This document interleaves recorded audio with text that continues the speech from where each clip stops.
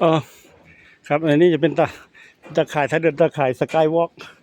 ครับผมตะข่ายสกายวอล์ก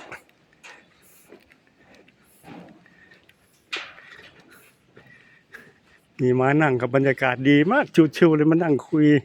กันถ่ายรูปห้ามปีนมาแต่โลกไพจิกาปีนมันสิตกมันสูงโอ้ยสวยงามสวยงามโอ้โอ้สวยงามสวยงามตอนนี้เดินลงแล้วเดินลงแล้วเจ้าหน้าที่กำลังทำสะอาดตัดหญ้าขวดหญ้าครับผมโอ้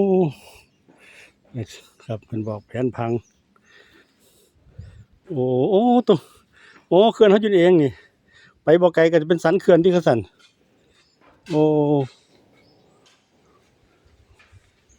ครับงามงามงามลังกวด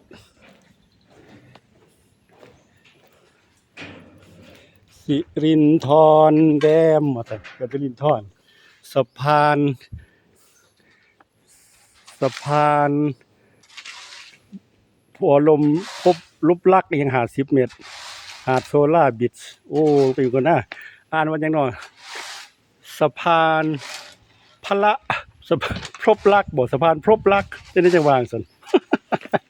โอ้เอาอ่านบ้างพี่น้องเพื่อนอ่านบ้างไหนเนี่ยสะพานพรบลักบ่เลยอ่าโอ้ฝนกระตกลิ้นมาเลยเอาไปเบิ่งไปเบิ่งเป็นห้างหินไส้หาดเนี่ยพื้นต่างระดับบ่ทันระวังลื่นหมดโอ้มันมืนบันไดมันหินกว้านเรื่องเนี่ยโอ้งามเป็นบันไดเนาะเป็นขันบันไดมากผ้าตากฝนเนี่ยมันโอ้ฝนตกลิ้นสวยงามลงบันไดละ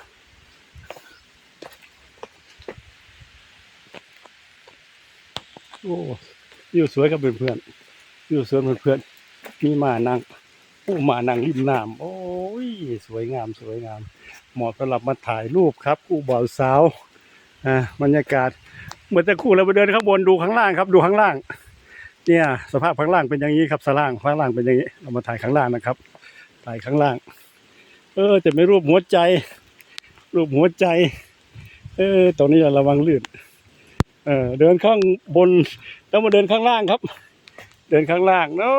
รูปหัวใจเดินไปนี่หน่อยเดินไปทางนี้หน่อยเป็นยังไงทางนี้เป็นยังไง